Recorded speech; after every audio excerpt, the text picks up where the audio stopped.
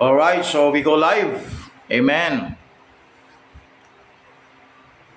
Good evening po sa lahat mga kapatid at tayo po muli ay nasa ating Bible study at ito po ay continuation ng ating pong study on the book of John. So again, this is Pastor Jonathan Pascual coming to you live from King James Bible Baptist Church, San Vicente, Tarlac City. At marami pong salamat for all your prayers. At tayo po ay binibiyaan ng Panginoon Diyos na makaupo, makatayo, makapangaral, at makagawa ng mga videos para po sa ating mga Bible studies po. And most particularly sa ating discussion sa Book of John, sa Gospel of the Book of John. Alright, so muli po ay magandang gabi sa inyong lahat at sa lahat po ng nasa Pilipinas at magandang araw naman sa ibang bansa na ngayon po ay sumusubaybay sa ating programa. At maraming salamat po for all your comments, for all your effort na maging bahagi sa ating pong mga Bible studies at sa pagsishare din po ng ating mga videos. Maraming pong salamat. So ito po ang purpose kasi nito, actually kung bakit po meron tayong series of the Book of John, ay sapagat po ay preparation po ito for the future na ito po ay ida-download at ilalagay sa YouTube. At pagkatapos po ay gagamitin para po sa Bible School, sapagat kami po ay may Bible School dito po sa Tarlac City. Online po ito at ginagamit po natin ang Facebook, YouTube para sa ganun po ay maging medium ng ating pong pagtuturo. At ito pong Bible study natin sa Book of John ay ating pong gagamitin in the future para po sa pag-aaral po ng ating mga magiging Bible students ng King James Bible Believers Institute. Okay? Alright, so muli po, magandang gabi po sa ating mga kasama ngayon, Sister Gemma, Ermitanyo Cosipag, at sa lahat din po ng mga kasama natin yan, Sister Ana Stanislaw Bukad, Annalisa Stanislaw Bukad, kasama natin po ngayon.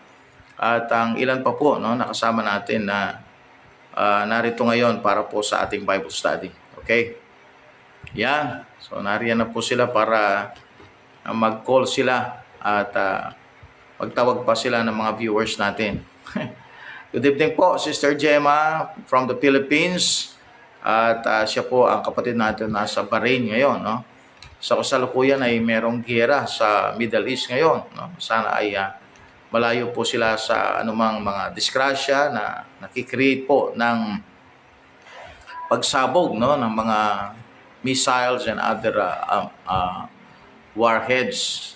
Grabe kapag ganyan ng giyera, nakakatakot malalakas na pagsabog ang ating makikita at maririnig lalo na po sa lugar nila isa sila sa minsan ay natatarget sapagkat po ang Bahrain ay isa sa center po ng mga oil refineries at may contention kasi diyan bagaman na malayo po tayo pero affected din tayo diyan kasi sa pagtaas po ng mga gusalina at ilang mga commodities na hango sa langis na inaangkat mula po sa Middle East. Yan.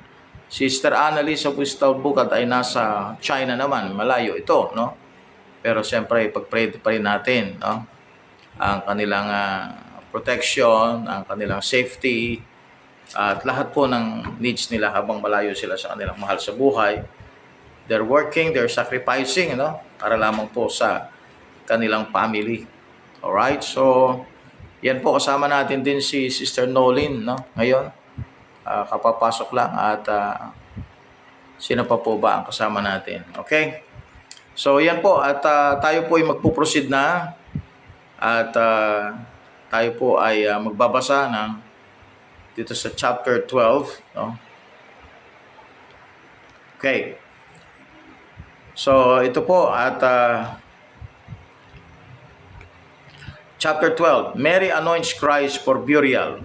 Alright, so these verses that we're going to read can be seen in Matthew 26 verse number 6 to 13 and Mark 14 verse 3 to 9, Ulitin ko po, makita natin yan sa Matthew, particularly sa Matthew 26, verse 6 to 13, and Mark 14, verse 3 to 9. So ilang other Gospels po, no? So kasi we have the four Gospels, Matthew, Mark, Luke, and John, no? So may mga narrative sila, meron silang mga stories, at yung mga passages na yan na kanila pong kinukwento, no? During those passages. Yeah, in those passages makita natin yung mga stories. At ito minsan ay nababanggit sa ibang book, no? Or ibang gospel. Kaya kapag binasa natin ang Book of John, so comparatively, no, we are going to read also the other gospels. Particularly kapag nag-a-appear din yung mga stories na yon. Just like this one, Mary anoints Christ for burial. This can be seen in Matthew 26, verse 6 to 13, and Mark 14, verse 3 to 9. Okay, so muli po, no, magandang gabi.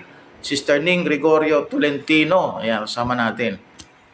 At Sister Nolin May Francisco Hofilenya. Alright?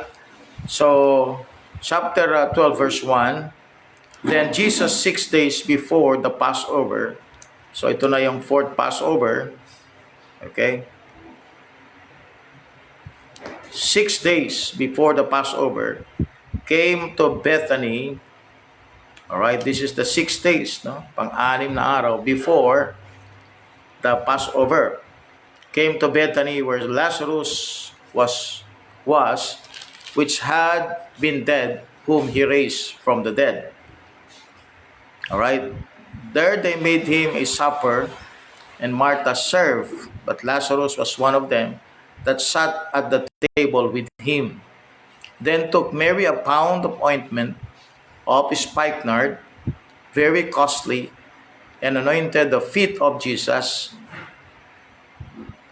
and wiped his feet with her hair, and the house was filled with the odor of the ointment. Then said one of his disciples, Judas Iscariot. Take note of this, no? Itong si Judas Iscariot, isa sa character din ng Bible yan, na makita natin na during the time of Christ's ministry, ay meron siyang hidden, no? Na ibig sabihin na kung sino siya, something hidden about him, something that is not revealed. But through the Word of God, mababasa natin that Judas Iscariot is actually the son of perdition, is also a devil, sabi ng Bible sa John chapter 6. So, siya po ay tao, pero meron pa po siyang, maliban sa pagiging tao niya, meron pa po siyang ibang personality. Alright? At sabi ng Bible, Judas Iscariot, Simon's son, which should betray him. Why was not this ointment sold for 300 pence and given to the poor? Sabi ni Judas Iscariot, bakit? Sayang naman ito. Itinapon lang, waste lang. Bakit hindi na lang ibinenta itong ointment na ito, na ang magiging amount, no, kung sakaling may benta, would be about 300 pence. And after that, you can give those money to the poor, no? As if maganda yung kanyang motive, as if meron siyang care sa mga may hirap. Pero ang reality, mga kapatid, sabi ng Bible, this he said not that he cared for the poor, but because he was a thief, magnanakaw, no? And he had the bag and bare what was put therein. So siya may hawak ng pera, siya isang magnanakaw. At alam natin, i-connect natin sa John chapter 8. Okay? Magnanakaw talaga. I-connect natin sa John chapter 8. That refers to the devil. So meron character itong si Judas Iscariot na evil. Alright? So, John chapter 12, and we'll continue our reading. Then said Jesus unto them plainly, John chapter 12, verse number 6. Then he said not that he cared for the poor, but because he was a thief, and had the bag, and bare what was put therein. Then said Jesus, let her alone. against the day of my burying hath she kept this. For the poor always ye have with you, but me ye have not always. Ayan, oh. Alright, so may God bless His holy words. Napaka exciting itong babasahin na itong ating pag-aaralan because we will see here na ibang mga bagay na talagang kailangan talagang i-discuss, pag-aralan. Now, according to the culture, the Jewish culture, bawat young woman or girl will have their own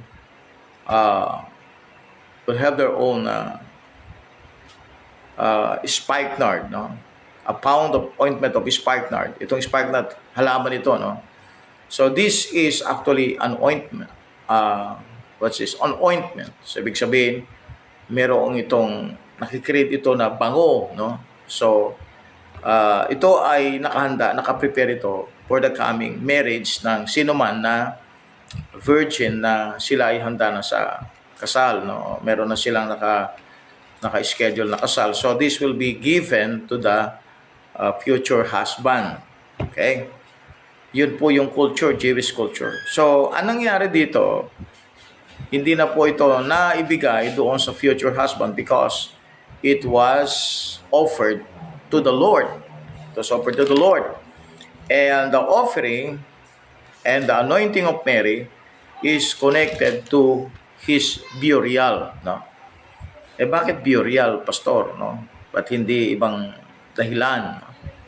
You know, when Jesus Christ was born, you will see that in the book of Luke chapter 2, yung swaddling clothes na pinambalot to sa baby ay ano po siya, no?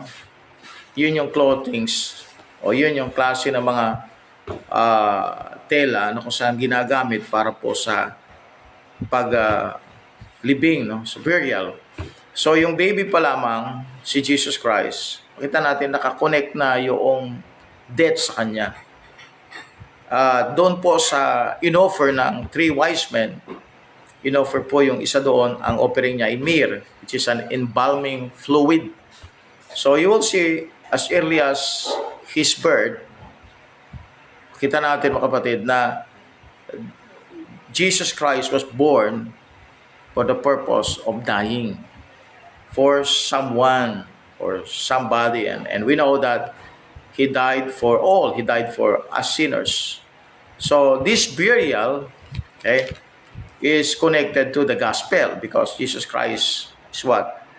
In the gospel, He died, He was buried, and then He rose again the 3rd day. So, ibig sabihin, ang dinidescribe dito mga kapatid ay yung burial ng ating Panginoon, which is part of the gospel, yung burial. Now, so, inoffer ni Mary yung kanyang costly ointment and anointed the feet of Jesus and wiped his feet with her hair, and the house was filled with the odor of the ointment. So, napuno, no, ng samyo, ng bango, ng ointment, ang buong tahanan, sabi ng Bible. At dahil dito, na-realize nila na may value itong inoffer na yon sa ating Panginoon. Kaya nag-react itong si Judas Iscariot. Sabi niya, distribution para tulungan ang mga hirap. And of course, the Bible exposed his heart.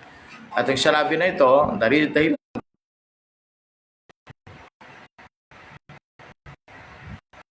okay, so, amen. Ito yung ating live, no? So, let's continue, no? So, in John chapter 12, yun nga po, inoffer, ibinigay sa Panginoon yung ointment of spikenard. And it is the purpose of burial. Alright? Sa verse 8, sabi ng Panginoon, for the poor, always ye have with you, but me ye have not always. Now, in John chapter 12, verse 8, if Jesus Christ were not God, okay na. If Jesus Christ were not God, in the flesh, no? If Jesus Christ were not God in the flesh, as in 1 Timothy 3:16, then he was the greatest demon-possessed egotist who ever got stuck on himself. Jesus told those people that if they had money, that they should spend it on him instead of poor folks. Wow. Parang sabi niya, unahin niyo muna ako. So kung hindi nga siya Diyos na nagkatawang tao, ano siya? Makasarili, no? Pero dahil siya Diyos na nagkatawang tao, it is only right, no, to put God first. Dahil Diyos nga si Kristo, it is always right to put Jesus Christ first before anybody else. Kaya sinabi niya ito, for the poor always ye have with you, but me ye have not always. Kaya alis kasi siya, no? Mamatay siya, babalik siya sa ating Panginoong Diyos Ama, at sabi niya, mga mahirap, palaging kasama niyo yan. Nandiyan sila palagi. Pero ako, sabi niya, you have not always. Alright? So, tingnan natin yung sense nun. Hindi niya sinasabi doon na walang halaga yung mga mahirap. Kundi sinasabi niya dito is that unahin niyo muna ako, no? Kaysa doon sa mga mahirap, because this thing is important. This moment is important. Because Mary is doing it for my burial. Alright? So, yun ang connection no? Kung bakit mahalaga yung pag-offer ni Mary ng ointment of spikenard. Because it is a picture of his burial. And remember, sa atin bilang New Testament believers, this is important because the gospel is about the death, burial, and resurrection of Christ. Okay. Now, let's see verse 9 and 10 and 11. This is the plot to kill Lazarus. Ito yung plano nilang patayin si Lazarus. Verse 9, much people of the Jews therefore knew that he was there, and they came not for Jesus' sake only. Hindi lang sila pumunta dito para kay Jesus, but they might see Lazarus also, whom he had raised from the dead. But the chief priests consulted that they might put Lazarus also to death. Sinama pa si Lazarus, para patayin. Because that by reason of him, many of the Jews went away and believed on Jesus. So, gusto nilang eradicate si Lazarus, eradicate si Jesus, because these people are now following the Lord Jesus Christ. Alright, so let's check the Bible in Mark chapter 14. Mark chapter 14, verse 51 and 52. Mark 14, verse 51 and 52. Okay. Mark 14, 51 and 52. And there followed him a certain young man having a linen cloth cast about his naked body, and the young man laid hold on him. And he left the linen cloth and fled from them naked. Alright, so hindi sinabi kung sino itong young man na ito. So in verse 51, there is a conjecture about who the young man is. Some think it was Mark, others think it was Lazarus, which is more probable. The disciples seem to have been saved, but the Pharisees were trying to kill Lazarus. At this time, the Lord was staying in Bethany. Alright, so most probable, yung pong young man na ito, alright, na hindi binanggit, ay that's Lazarus. Okay. Now, so, they're trying to kill Lazarus.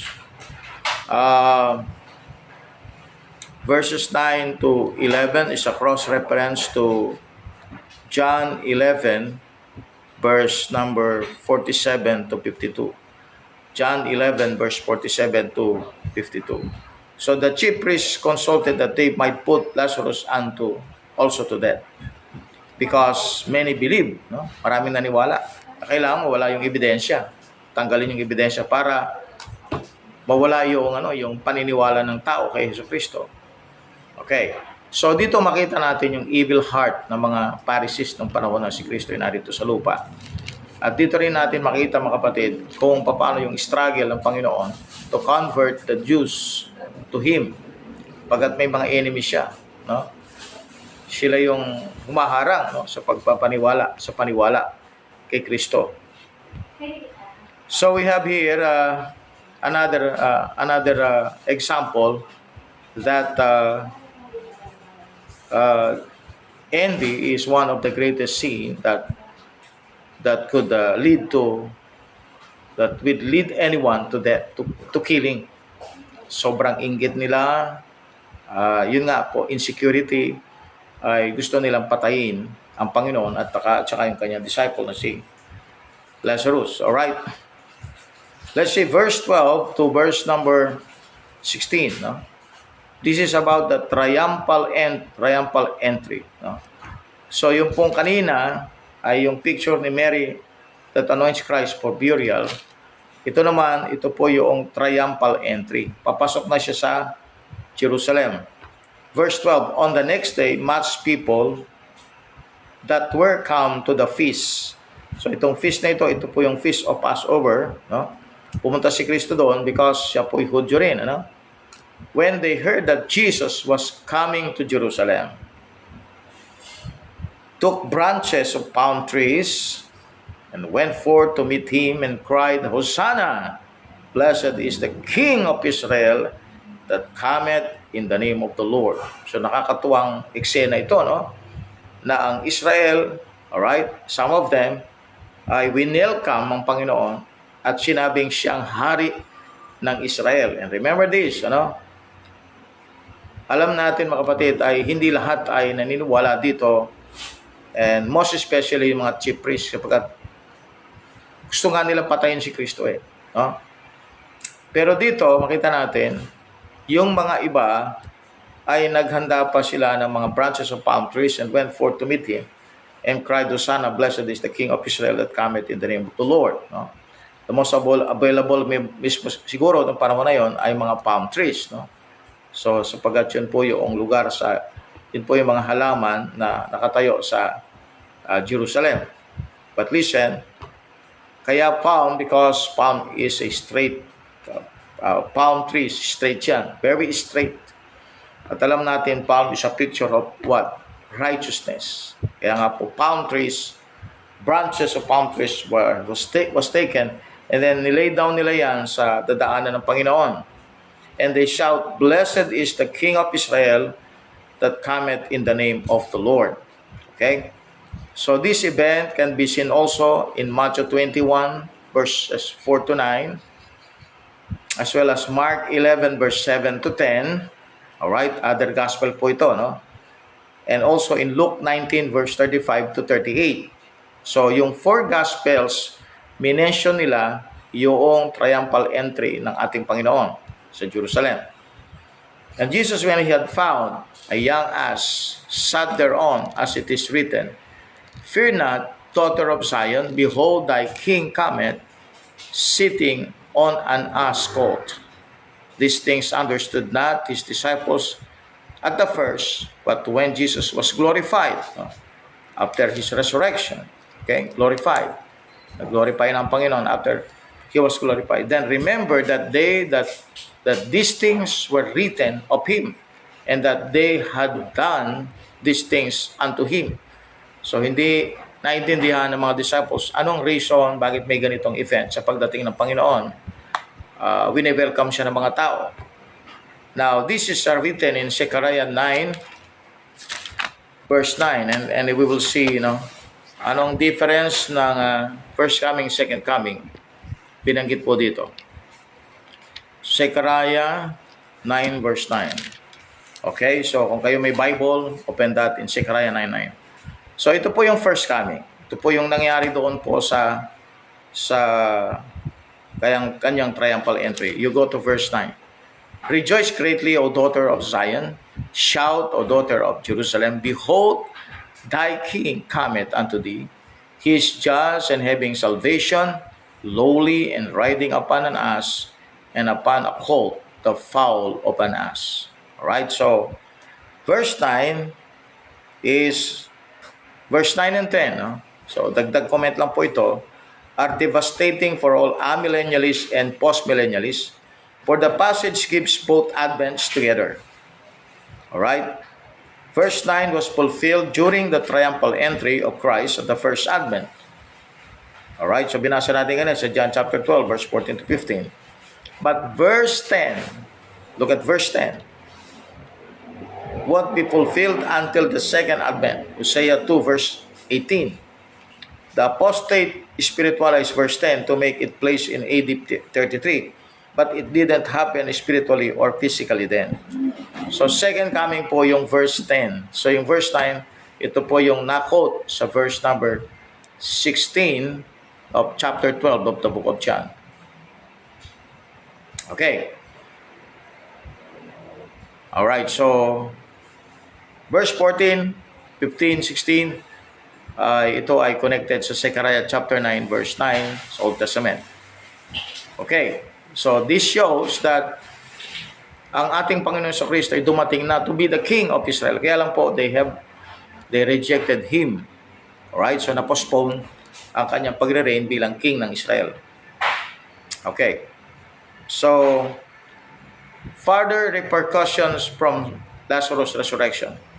So tignan po natin yung effect pa ng pagkabuhay na maguli ni Lazarus. So verse 17.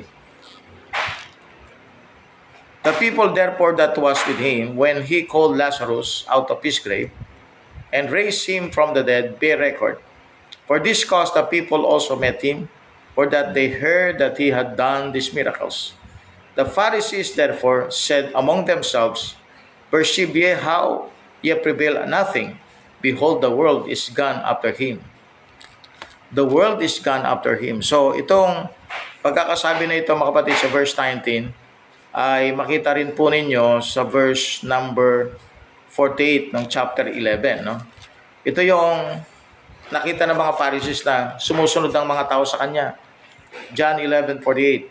If we let him thus alone, all men will believe on him, and the Romans shall come and take away both our place and nation.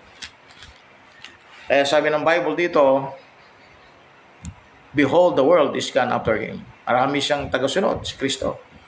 Verse 20, And there were certain Greeks among them that came up to worship at the feast. So, mag-worship ito mga Greeks na ito doon sa Jerusalem. The same came therefore to Philip, which was of Bethsaida, alright, of Galilee, and desired him, saying, Sir, we would see Jesus. Now listen to this, They're going to worship at the feast, and yet they are looking for Jesus. Wow. There's a connection there, no? So worship at saka doon sa desire nilang makita nilang Panginoon. Verse 22, Philip cometh and telleth Andrew, and again Andrew and Philip tell Jesus. So from Philip, and then cometh and telleth Andrew, and again Andrew and Philip tell Jesus. Andrew and Philip tell Jesus. Verse 23, And Jesus answered them, saying, The hour is come that the Son of Man should be glorified. The Son of Man shall be glorified. He's now talking about His resurrection. Alright? Because He knows that He is going to be killed. Alam ba ni Kristong siya ay mamamatay? Alam ba ni Kristong siya ay makukrusipay? No? And because dahil siya ay nasa laman, but he has already the knowledge that things will happen in few days. Alam ng Panginoon. No? Alright? Alam niya kung ano mangyayari. So, hindi lingid sa Kanya. So, napakahirap ng palang ganun. Ano? Kung ako'y nasa kalagayan ng Panginoon at alam kong yung araw ng aking kamatayan at ito yung mangyayari sa akin, wow, that's horrible. No? Sapagkat alam mo yung parating na kamatayan at alam mo yung gravity, no, yung hirap, yung burden, bubuhatin niya para sa ganun ay maranasan niyang kamatayan. Grabe, no? Sa ating ordinaryong tao na meron tayong ganung knowledge papunta sa kamatayan natin, I tell you, that's a big torture. Kaya nga po, sabi ko sa inyo, hindi lang physical pain sa body ng Panginoon ang kanyang naranasan, even his soul is suffering. The man within the body, the God, no, Jesus Christ within the body. Dahil nasa katawang lupa siya, he is at pain, not only he's going to experience the pain of his body, but also the soul, the emotion, the thinking that he's going to die. Wow, mahirap po yun. Kaya nga po, praise the Lord for taking that cross. No? Praise the Lord for accepting that challenge na dumating siya para i-save tayo, mga kapatid. Wow, I love the Lord for that. I love the Lord. Okay, sabi ng Bible sa verse 24, Very verily I say unto you, except a corn of wheat fall into the ground and die, it abideth alone, but if it die, it bringeth forth much fruit. Okay? So yung verse number 23, we can connect that to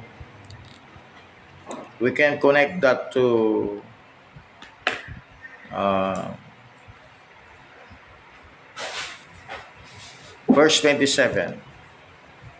Now is my soul troubled, and what shall I say? Father, save me for this hour, but for this cause came I unto this hour. Yun ang sinasabi ko sa inyo kanina. Na? Alam niya yung kanyang harapin. Okay? And also in John 13 verse 1 and John 16:32, no? John 16:32, according to John 13:1, okay?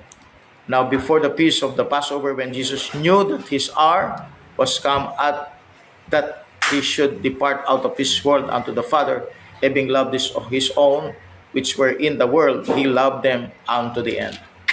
Kaya nga po sabi niya, having the pains of death, no? Nararanasan niya yung pains of death. Wala pa siya doon sa talagang death, pero naranasan na yung pains of death. Because he already know that he's going to die. Okay, and alam niya yung suffering na dadanasin niya, kapatid. Alright, so verse number 25.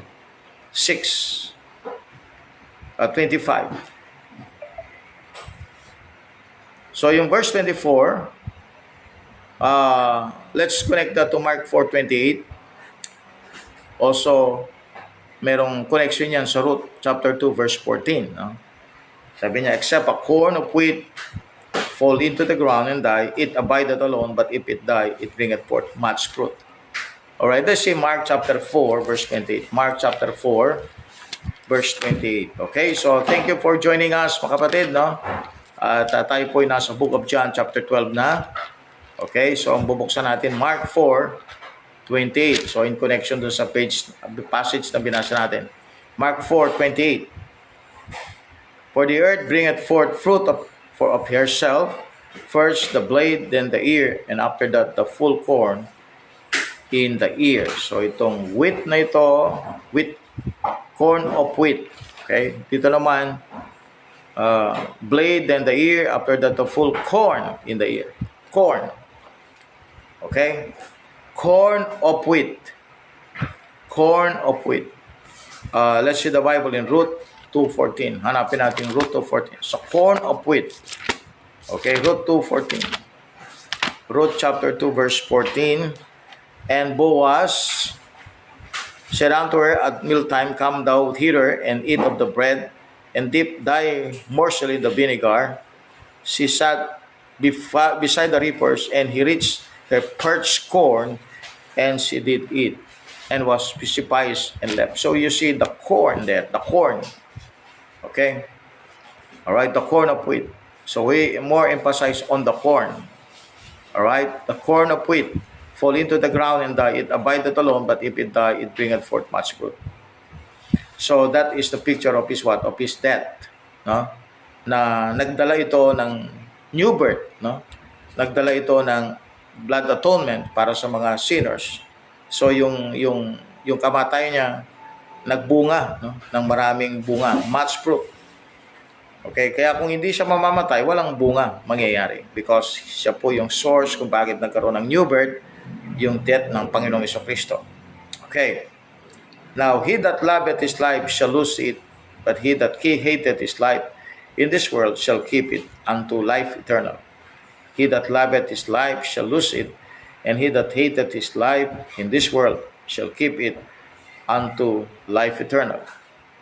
If any man serve me, let him follow me, And where I am, there shall also my servant be. If any man serve me, him will my Father honor. So magandang connection yan sa Isaiah 6:8, no? Alright, sabi ng Panginoon, who shall go with us, no? Basahin na lang natin, Isaiah 6:8. Isaiah 6:8. Okay, sabi niya dito, Isaiah 6:8. Also I heard the voice of the Lord saying, whom shall I send, and who will go for us? Then said I, here am I, send me. So sabi niyo, if any man serve me, let him follow me, and where I am, there shall also my servant be. If any man serve me, him will my Father honor. Okay, so connection natin sa Isaiah 6:8. Okay, so yung paglilingkod sa Panginoon Diyos, pagbibigay ng buhay. Now, let's see verse 27. So we are now under the picture of rapture and a prophecy of unlimited atonement. Now, is my soul troubled, and what shall I say? Father, save me from this hour, but for this cause came I unto this hour. Father, glorify thy name. Then came there a voice from heaven, saying, I have both glorified it, and will glorify it again. The people therefore that stood by and heard it said, it thundered. Others said, an angel spake to him. So hindi nila naintindihan yung voice. Alright, kung anong sinabi, narinig nila yung sound. Just like yung experience ni Paul sa Acts chapter 9. Father, glorify thy name. Then came there a voice from heaven saying, I have both glorified it and will glorify it again. Alright, yun ang Ama sa salita.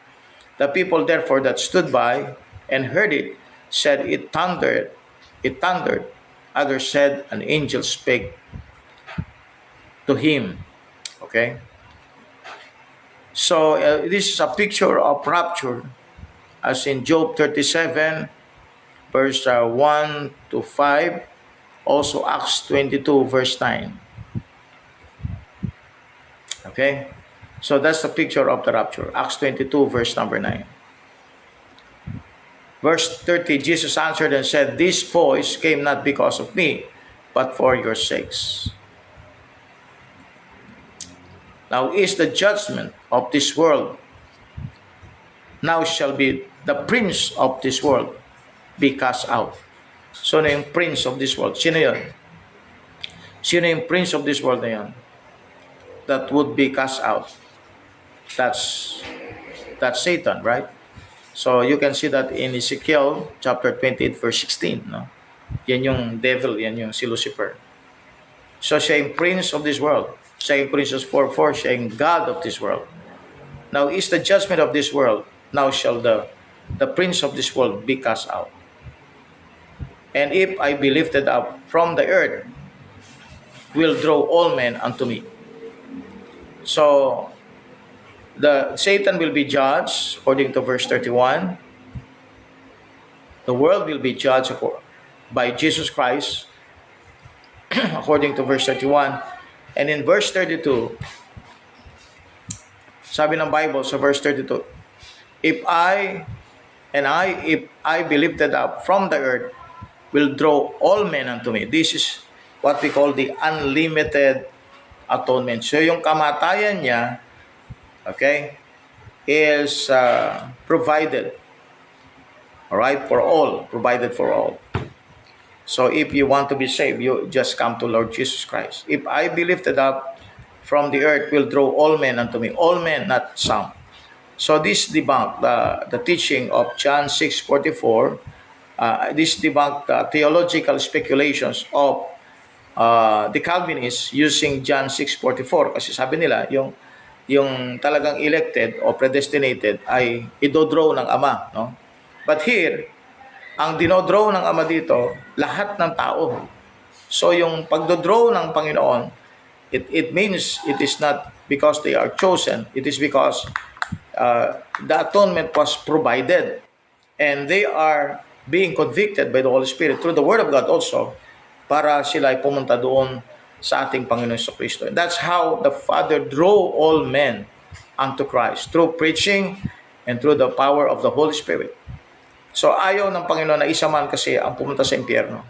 Sabi ng Bible, the Lord is not slack concerning His promise, as some men count slackness, but is long-suffering to usward, not willing that any should perish, but that all should come to repentance. So this is said, signifying what death He should die. So yung draw na yon, all men, that is the death of Christ. Alright? So God is going to use that death to draw all men to the Lord Jesus Christ.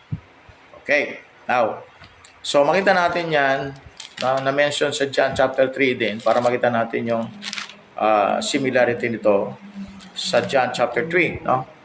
Nakalagay sa verse 14, 3:14, and as Moses lifted up the serpent in the wilderness, even so must the Son of Man be lifted up, that whosoever believeth in Him should not perish but have eternal life.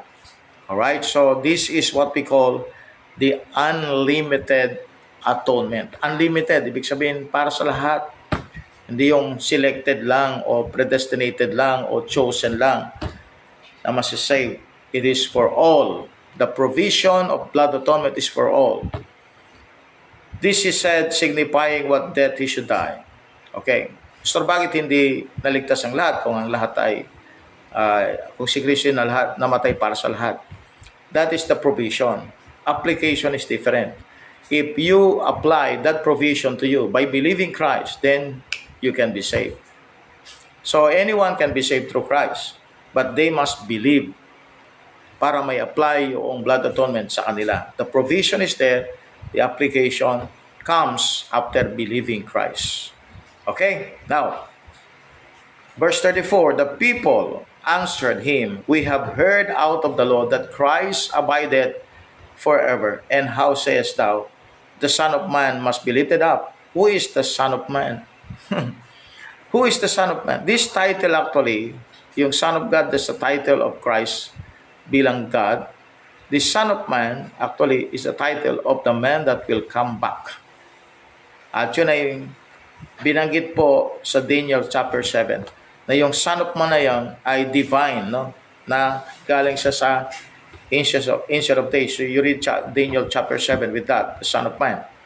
Then Jesus said unto them, yet a little while is the light with you. Walk while ye have the light, lest darkness come upon you. For he that walketh in darkness knoweth not whither he goeth. Okay. So, connect that to John 1:5, no? Yung light na yon ay walang iba kundi si Jesus Christ, the light of the world. Okay. While you have light, believe in the light, that you may be the children of light. Alright? So, yung children of light na binabanggit po sa 1 Thessalonians chapter 5. Okay, punta tayo sa 1 Thessalonians chapter 5, no? So, Bible study po ito, kaya po we need to open our Bibles. Okay? Chapter 5. Sabi po niya dito sa verse 5, we are all the children of light and the children of the day. We are not of the dark of the night, nor of darkness. Now, the children of light refers to the believer, particularly the believer of Christ. Okay, children of light. At binanggit niya dito sa verse number 36, while ye have light, believe in the light, that ye may be the children of light. These things spake Jesus, and departed, and did hide himself from them. But though he had done so many miracles before them, yet they believed not on him. Wow. The volume of the miracles, the gravity, the intensity, the power that they have seen, yet hindi pa rin ito naging enough para po sa kanilang conversion. But though he had done so many miracles before them, yet they believed not on him. That the saying of Isaiah the prophet might be fulfilled, which he spake, Lord, who hath believed our report. Isaiah 53 po ito. And to whom hath the arm of the Lord revealed? Sinong maniniwala sa aking report? Now, so Isaiah 53 is the report of his death for sinners. Who hath believed our report? To whom hath the arm of the Lord revealed? Verse 39, therefore they could not believe because that Isaiah said again, hindi sila makapaniwala, hindi sila maniniwala. Sabi ng Bible, they could not believe because that Isaiah said again, He had blinded their eyes and hardened their heart. Sino yung there? Yung mga unbelievers. He had blinded their eyes. Alright, their eyes. So those are the unbelievers.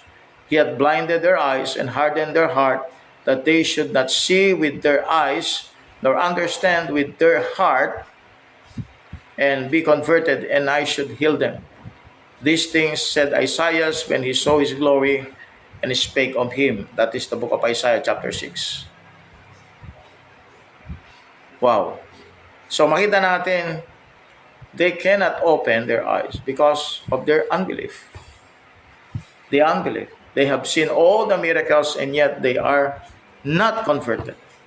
So nanatili silang nanatili silang unhealed, nanatili silang blind, nanatili silang in darkness. So, sinong sisisihin dito? Yung Diyos ba dahil sa hindi sila pinili o dahil sila pinili nila ng hindi sumunod sa Panginoon? Verse 41, these things said Isaiah when he saw his glory, and he spake of him. Okay. Verse 42, Jesus Christ's last words for his general public. Verse 42, nevertheless, among the chief priests also many believe on him, but because of the Pharisees, they did not confess him, lest they should be put out of the synagogue. Yun ang takot nila. Put out sila sa synagogue. Excommunicated sila. So, ito yung mga ama ng Roman Catholic Church. Kasi bakit? Sila yung nagpa-practice ng excommunication. Sabi niya, lest they should be put out of the synagogue. For they love the praise of men, ayun na, more than the praise of God. So, you connect that to John chapter 5, verse 54. Jesus cried and said, he that believeth on me, believeth not on me, but on him that sent me. So, if you believe Christ, you also believe the Father. And he that sent me, sent him that sent me. So if you have seen Christ with a belief, with a belief, all right? Because kinonect natin sa verse 44. If you have seen Christ, sabi ng Bible, you have seen me, you have seen him that sent me. So that seeing coupled with believing. Di lang nila nakita nila physical, pero that's a saved believer that sees Christ and believe on him, no? Kaya sabi niya, he that sent me, that sent him. So just like in John 14:9, sabi niya sa John 14:9, okay? John 14:9. Look at this one, no? Jesus said unto him, have I been so long time with you, and yet hast thou not known me, Philip? He that hath seen me hath seen the Father. And how sayest thou then, show us the Father? If you have seen Jesus Christ, you have seen the Father. Now, hindi niya sinasabi dito na siya yung Father. No? Sinasabi niya dito yung pagiging isa nila bilang Diyos. No? Yung nature ni Christ na bilang Diyos, yun din ang nature ng Father bilang Diyos. Okay? So, nakita natin dito, binanggit sa John 10:30, I and my Father are one. Kaya nung sinabi ni Jesus Christ na, kung nakita nyo ako, nakita nyo rin ang Ama. So, yung pagiging Diyos, yun ang pinag-usapan dyan. Sapagkat si Kristo bilang Diyos ay katulad siya ng Ama.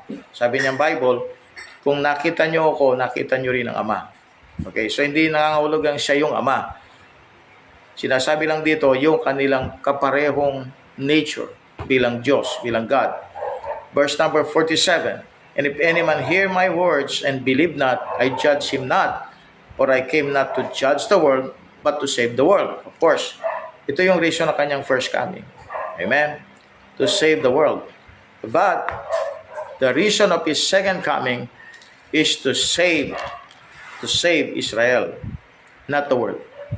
Here, This is the first reason of His coming. He died on the cross for us to be saved. Kaya nga, sa John 3:16, for God so loved the world that He gave His only begotten Son. Nabanggit yung salitang world. So, He is going to save the world. Alright? So, hindi niya ikukondem ang mundo, kundi isa-save niya. But in the second coming, after the tribulation period, He is going to judge the world. So, yan makita natin yung pagkakaiba nito, no, sa second coming. Verse 48, He that rejected me and receiveth not my words hath one that judgeth him. The word that I've spoken, the same shall judge him in the last day. So it means the Bible is present during the judgment.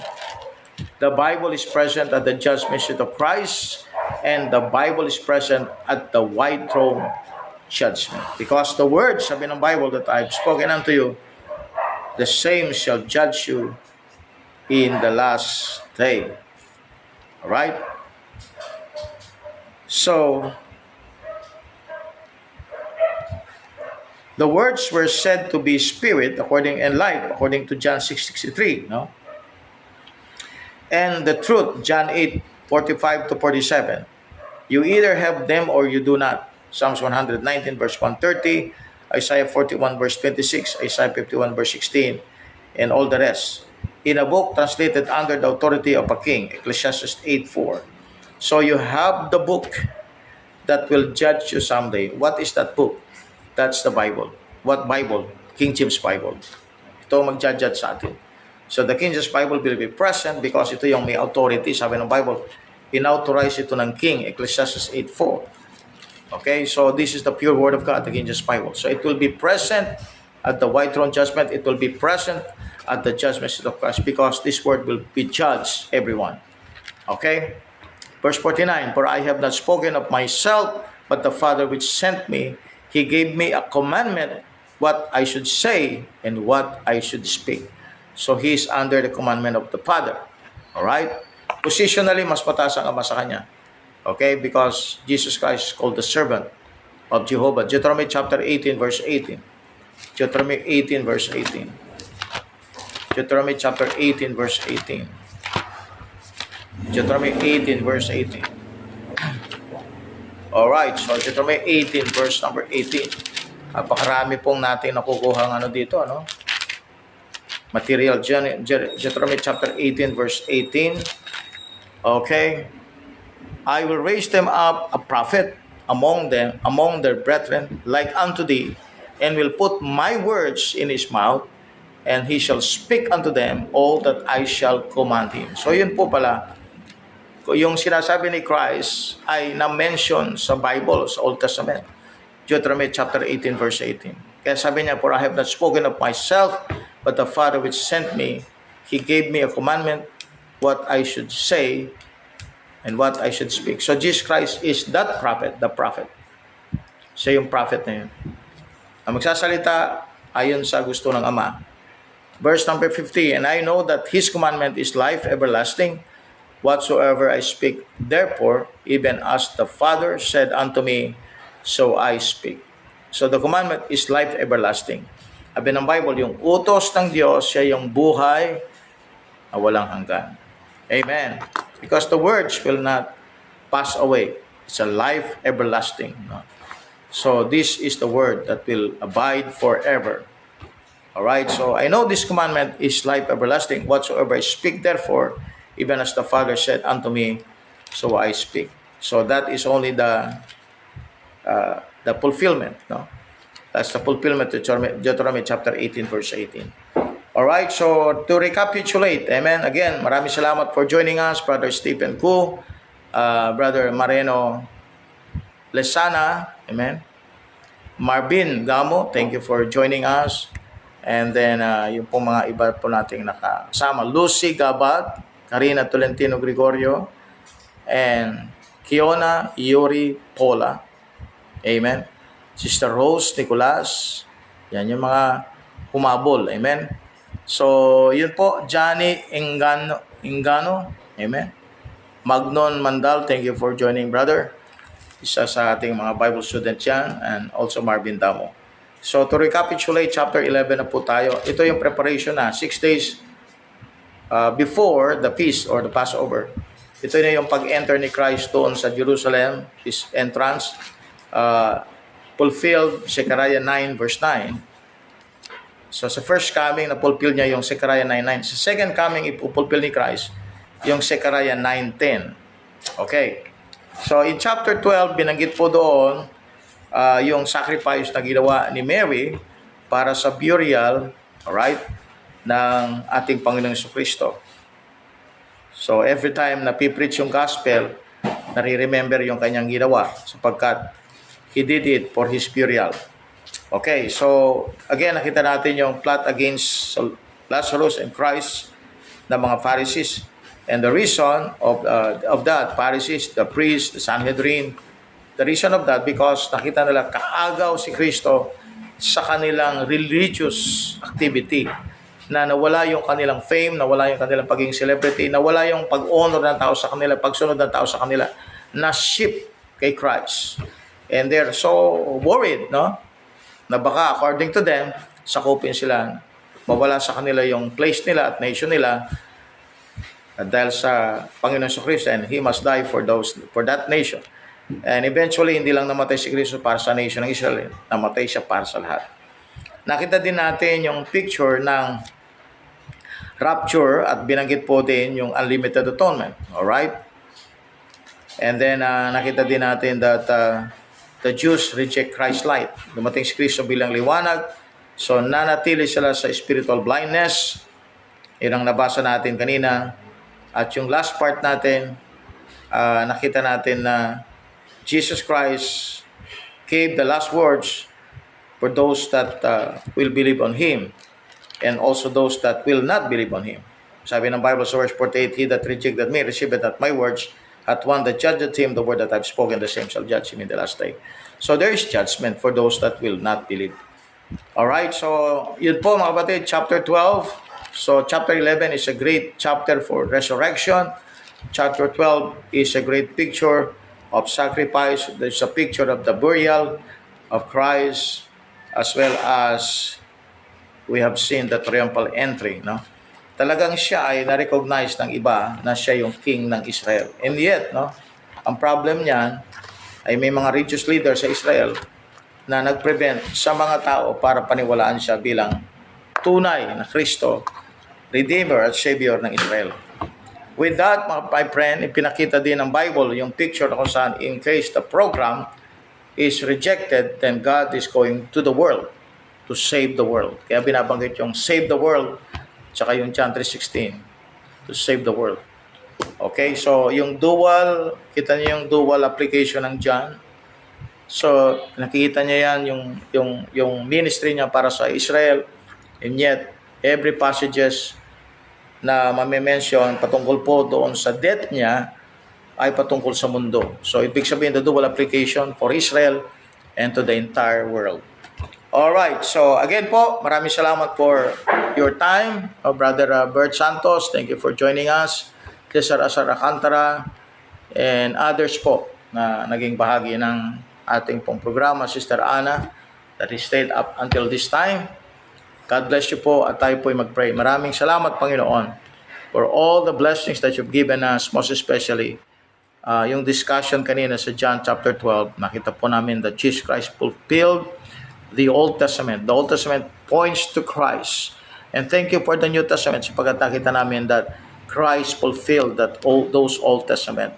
Naging maliwanag sa amin ang application nito. At salamat, Panginoong Diyos, for giving us this understanding, the light where we can see, Lord God, through your word. Panginoon, i-bless niyo po kami, Panginoong Diyos, ng mga believers. Magpatuloy po kami na pag-i-honor ang iyong salita, mahalin ang iyong salita, at ito ang authority namin, Panginoong Diyos. Wala na pong iba. Nothing is above your word, Lord God. O Diyos, tulungan niyo po kami sa buong magdamag na ito na darating. Matutulog po kami at magpapahinga to recover again the strength that we lost, the energy that we spent. Sana po magkaroon kami ulit ng lakas. Kung ano man po ang mga struggles namin during the night time, Lord, pawiin niyo po ito. At kung ano man po ang sakit na nasa katawan ng mga kapatiran, Lord God, pagalingin niyo po sila, hilumin niyo po sila, ayusin niyo po ang kanilang makaramdaman. Salamat po, Ama, Sa lahat ng ito ay aming dalangin, pasasalamat sa dakilang pangalan ng aming Panginoong Yesus. Amen. Amen and amen. God bless you all. See you once again sa susunod po nating